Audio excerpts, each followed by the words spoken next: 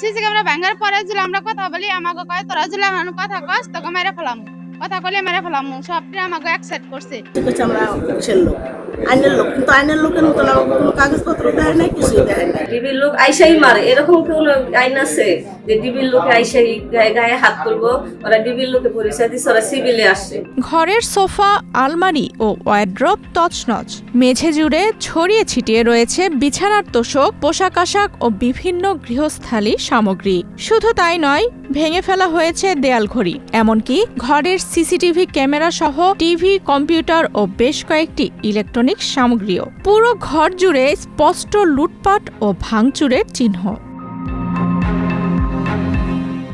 ওদের স্বপ্ন পূরণে পাশে থাকতে পেরে আমরা গর্বিত। গাজীপুরের কালিয়াকৈর উপজেলার বরাবর শপুর এলাকায় ডিবি পুলিশের পরিচয় দিয়ে এভাবেই এক ব্যবসায়ীর বাড়িতে ডাকাতি ও তাণ্ডব চালানোর অভিযোগ উঠেছে। ঘটনার পর ওই ব্যবসায়ী ও তার ছেলেকে তুলে নিয়ে যাওয়া হয়েছে বলেও অভিযোগ করেছেন স্বজনরা। সিসি ক্যামেরা ভাঙার পরে যদি আমরা কথা বলি আমাকে কয় তোরা যদি আমার কথা কস তোকে মেরে ফেলাম, কথা কইলে মেরে ফেলাম, সবটি আমাকে অ্যাকসেপ্ট করছে, কথা কইলে মেরে ফেলাম। যার রাতে মোবাইল আসছিল সবার মোবাইল, কেউ মোবাইল এটাতে কি করবেন, কি মোবাইল না দিলে তোরে কিন্তু আগে আটক করবো।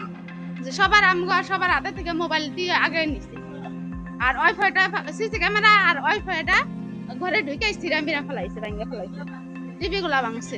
স্বজনদের দাবি, গত ৩ আগস্ট সোমবার দুপুরে ব্যবসায়িক পার্টনার পরিচয়ে ব্যবসায়ী রেজাউল করিম রাসেল ও তার স্ত্রীকে উত্তরার একটি হোটেলে ডেকে নেওয়া হয়। সেখানে ডিবি পুলিশের পরিচয় দিয়ে তাদের জিম্মি করে রাখা হয়। পরে গভীর রাতে রেজাউলকে সঙ্গে নিয়ে তার সোয়াপুরের বাড়িতে গিয়ে পরিবারের অন্য সদস্যদেরও জিম্মি করে ব্যাপক ভাঙচুর ও লুটপাট চালায় চক্রটি।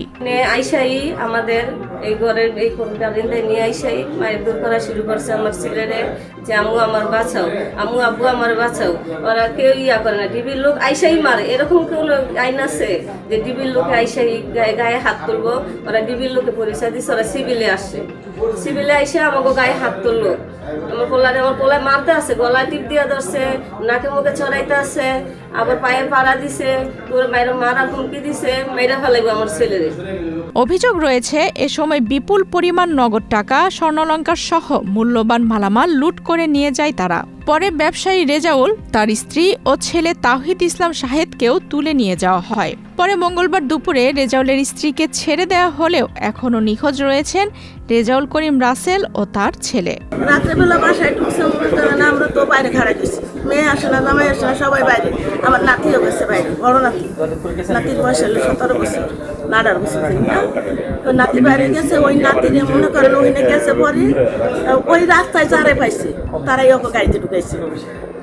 এই পাশের একটা ছেলেরে ঢুকাইছে, তারপরে ওই যে বাইরে যাবাই ঢুকাইছে, নাতিন যাবাই ঢুকাইছে, ঢুকাই কইছে কোনো কথা কই না, শব্দ করলে মারিকে ফেলাম। নাতিন যাবাই ঢুকাইছে, আমার নাতি যখন গেছে আমিও 5 গেছি, আমার পুত্রাও গেছে 5। আমরা দুজন, আমরা 5 দৌড়াই গেছি, গাছ পরে ওরা খাবারটা ধরছি, ওরে ধরিয়া লই আইসে করছে আমরা পুলিশের লোক, আইনের লোক, কিন্তু আইনের লোকের মতন আমাকে কোনো কাগজপত্র দেয় নাই, কিছুই দেয় নাই।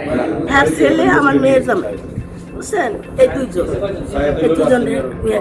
এ ঘটনায় ভুক্তভোগী পরিবারের পক্ষ থেকে কালিয়াকৈর ও উত্তরা পশ্চিম থানায় পৃথক 2টি অভিযোগ দায়ের করা হয়েছে। এ বিষয়ে ব্যবসায়ীর মা জানান, 30 কোটি টাকার মালামাল চুরির ভুয়া অভিযোগ তুলে ডিবি পরিচয়ে তাদের বাড়িতে ঢুকে এই তাণ্ডব চালানো হয়। 10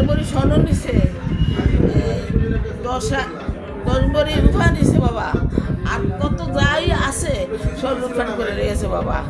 আমি তো বুঝি নাই, আমাকে তো বাদ দিয়েছে বাজার। ওরা কইছে তোমার পোলায় এই 30 কোটি টাকার মাল আছে। তা আমাকে 30 কোটি টাকার মাল যদি আমার পোলা আইনে থাকে, 30 কোটি টাকার মাল হেরা হইল কই? ওরা পরিচয় দিছে এই আইনের লোক। কয়জন আসছিল ওরা? অনেক দিয়েছে। এদিকে কালিয়াকৈর থানার উপপরিদর্শক মনির হোসেন ঘটনাস্থল পরিদর্শন করলেও এই ঘটনায় কোনো আনুষ্ঠানিকভাবে মন্তব্য করতে রাজি হননি। আফসানা রিপা, বাংলাদেশ প্রতিদিন।